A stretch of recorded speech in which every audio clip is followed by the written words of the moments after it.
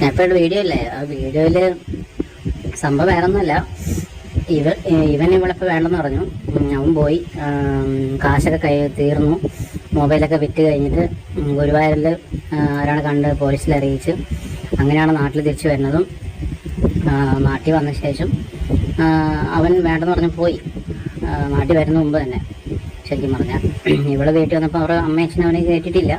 വീട്ടിലൊന്നും കയറണ്ടെന്ന് പറഞ്ഞു കഴിഞ്ഞാൽ അങ്ങനെ ഒരു മോളില്ലെന്ന് പറഞ്ഞ് ഇറക്കി വിട്ടു. പിന്നെ ഇപ്പോൾ അവിടെ എന്തോ മുസ്ലിംസ് ആകാൻ പോകാമെന്ന് പറഞ്ഞ് നടക്കാമെന്നാണ് ഞാൻ അറിഞ്ഞത്. വീടിൻ്റെ അടുത്തുള്ള ഒരു ചേച്ചിയുണ്ട്, നമുക്കറിയാവുന്ന ഒരു ഫാമിലി ചേട്ടൻ, പുള്ളിക്കാരനൊക്കെ നമ്മൾ അറിയാവുന്ന. അപ്പോൾ അപ്പോൾ അവരാണ് നമ്മളോട് കാര്യങ്ങളൊക്കെ പറഞ്ഞത്. വീട് തൊട്ടടുത്തുള്ളവർ തന്നെയാണ് അവർ. ഇപ്പൊ ഇവിടെ മുസ്ലിം ആവാൻ നടക്കുക. ഇവര് രണ്ടാളും തിരിച്ചു വന്ന കയ്യില് പൈസയൊക്കെ കഴിഞ്ഞിട്ട് ഫോണൊക്കെ വിറ്റ്. അപ്പൊ ഇവര് ഗുരുവായൂർക്ക് തിരിച്ചു വന്നിട്ട് ഇവരവിടെ നിൽക്കാണ്ടൊക്കെ ഒരു കസ്റ്റം വിളിച്ച് പറഞ്ഞതാ പോലീസ് സ്റ്റേഷനിലേക്ക്.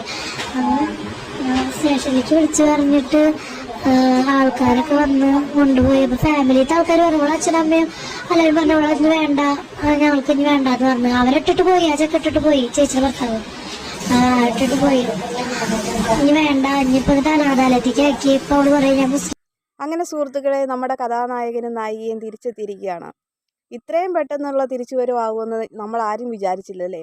പോകുന്നു, ലൈവ് എടുക്കുന്നു, പിന്നെ അത് ഇടുന്നു. ഇപ്പോഴത്തേക്കിന് ഭയങ്കര ഫേമസ് ആയിരുന്നു. പക്ഷെ പെട്ടെന്ന് ഇത്ര പോയിട്ട് നടക്കുമെന്ന് കരുതിയില്ല. സ്വന്തം ചേച്ചിയുടെ ഭർത്താവിനെയും കൊണ്ടാണ് ഒളിച്ചോടിയേക്കുന്ന അനുജത്തിയെ. സ്വന്തം ചേച്ചിയുടെ ഭർത്താവ് എന്ന് പറയുമ്പോൾ സ്വന്തം ചേട്ടനായിട്ടോ അല്ലെങ്കിൽ അച്ഛനായിട്ടോ കാണേണ്ട സ്ഥാനത്താണ് ഈ പെൺകൊച്ച് ഇങ്ങനൊരു ദുരന്തത്തെയും വലിച്ചുകൊണ്ട് പോയേക്കുന്നത്. അതിനുള്ള ശിക്ഷ തന്നെ തൊട്ടടുത്ത ദിവസം തന്നെ കിട്ടിയിരിക്കുകയാണ്. ഇപ്പോൾ അവന് അവളെ വേണ്ട. 19 വയസ്സ് മുതൽ 21 വയസ്സാണ് ഇപ്പോൾ ആ പെൺകുട്ടിയുടെ പ്രായം. ആ 21 വയസ്സ് വരെ 3 വർഷക്കാലം ഇവർ തമ്മിൽ ആത്മാർത്ഥ പ്രണയമായിരുന്നെന്നാണ് പറഞ്ഞത്. ആത്മാർത്ഥ പ്രണയം അങ്ങനെ കെട്ടൊടുങ്ങിയിരിക്കുകയാണ്.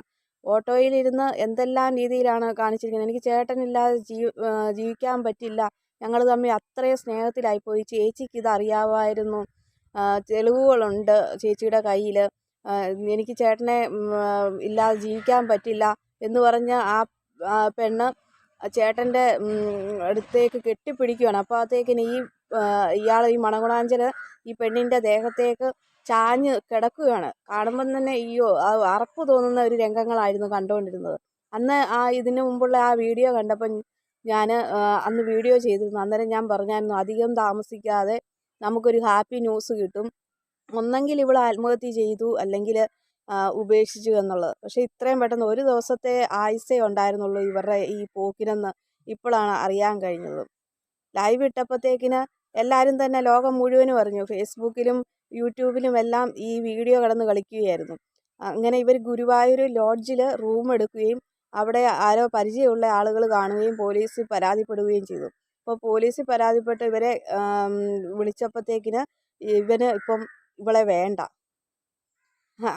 അത് ഇവക്ക് കൊടുത്ത ഒരു ശിക്ഷയാണ്. സ്വന്തം കൂടപ്പിറപ്പിൻ്റെ ആണെങ്കിൽ ബന്ധം ഇല്ലാതാക്കിയ അവളുടെ സ്വാർത്ഥതയ്ക്ക് വേണ്ടിയിട്ട് ചേട്ടനെ ഇവിടെ ആണുങ്ങളൊന്നും ഈ ലോകത്തില്ലാത്തതുപോലെ ചേച്ചിയുടെ ഭർത്താവിനെയും കൊണ്ട് ഒളിച്ചോടിയേക്കുന്നു. രണ്ട് കുഞ്ഞുങ്ങൾ, രണ്ടാണോ മൂന്നാണോ എന്നറിയത്തില്ല, കുട്ടികളുണ്ട്. 10-12 വയസ്സ് പ്രായമുള്ള കുട്ടികൾ. ആ കുട്ടികളുടെയൊക്കെ മുഖത്ത് നോക്കിയിട്ട് ഇവർക്ക് ഇങ്ങനത്തെ ചെയ്യാൻ പറ്റിയത് ഭയങ്കരമായിരുന്നു. അതിനുള്ള ശിക്ഷ തന്നെയാണ് അവളിപ്പോൾ അനുഭവിച്ചു കൊണ്ടിരിക്കുന്നത്. ഇപ്പം വീട്ടുകാർക്ക് വേണ്ട, അച്ഛനും അമ്മയും തള്ളി പറഞ്ഞിരിക്കുകയാണ്, ഇങ്ങനൊരു മകള് തനിക്കില്ല, മകളെ വേണ്ട, ഞങ്ങൾക്ക് ഇങ്ങനൊരു മകളെ വേണ്ട എന്ന് തന്നെ പറഞ്ഞിരിക്കുകയാണ്. ഇപ്പോൾ ഒരിടവും ഇല്ലാതെ കിടന്ന് അലയുകയാണ്. ഇത് കുറേ അനുഭവിക്കാനുണ്ട് ഇങ്ങനെ ചെയ്തേക്കുന്നത്. സ്വന്തം കൂടപ്പിറപ്പ് തമ്മിലുള്ള ബന്ധത്തിൻ്റെ വാല്യൂ എന്താണെന്ന് മനസ്സിലാക്കാതെ കാണിച്ചേക്കുന്ന ഈ ചെയ്തിക്ക് അതിന് ദൈവം അന്നേരം തന്നെ അതിനുള്ള ശിക്ഷ കൊടുത്തേക്കുകയാണ്. ഇപ്പം പറയുന്നത് ഞാനൊരു മുസ്ലിം മതത്തിലേക്ക് മാറാൻ പോവുകയാണെന്ന്. മുസ്ലിം മതത്തിലേക്ക് മാറുന്നതിൻ്റെ ഉദ്ദേശം എന്താണെന്ന് അറിയത്തില്ല. ഇനിയിപ്പം വേറെ ആരെങ്കിലും യുവാക്കളെ കണ്ടിട്ട് താല്പര്യം തോന്നിയാണോ ഈ മുസ്ലിം മതത്തിലേക്ക് മാറിയേക്കുന്നതെന്നും അറിയത്തില്ല. എന്തായാലും അങ്ങനെ ചെന്ന് ചാടിയിട്ടുള്ള യുവാക്കളുടെ കഷ്ടകാലം എന്ന് പറയാം. ഇവിടെ എന്ത് വിശ്വസിച്ചാണ് കൂടെ താമസിക്കുന്നത്? ചേച്ചിയുടെ ഭർത്താവിനെ അടിച്ചു മാറ്റിക്കൊണ്ട് പോയവളെ ഒരിക്കലും വിശ്വസിക്കാൻ പറ്റത്തില്ല. കാലത്തെ ആത്മാർത്ഥ പ്രണയം എന്നും പറഞ്ഞാണ് പോയത്. പക്ഷേ ആ ആത്മാർത്ഥ പ്രണയം ഒരു ദിവസം കൊണ്ട് കെട്ടടങ്ങി പൊട്ടി പാളിഷായിട്ട് തിരിച്ചു വന്നിരിക്കുകയാണ്. ദൈവം കൊടുത്ത കടുത്ത ശിക്ഷയാണ്. ഒരു കാരണവശാലും ഇനി ആ ചേച്ചിയെ ഭർത്താവിനെ തിരിച്ച് സ്വീകരിക്കരുത്. കാരണം ഇങ്ങനെയുള്ളവൻ്റെ കൂട്ടത്തിൽ ജീവിക്കേണ്ട ഗതികേട് അവർക്കില്ല. മര്യാദയ്ക്ക് അവർക്ക് അവരുടെ കുഞ്ഞുങ്ങളെ ഡീസൻ്റായിട്ട് വളർത്താനുള്ള സാഹചര്യങ്ങൾ ഇന്ന് ഒരുപാട് ഉണ്ട്.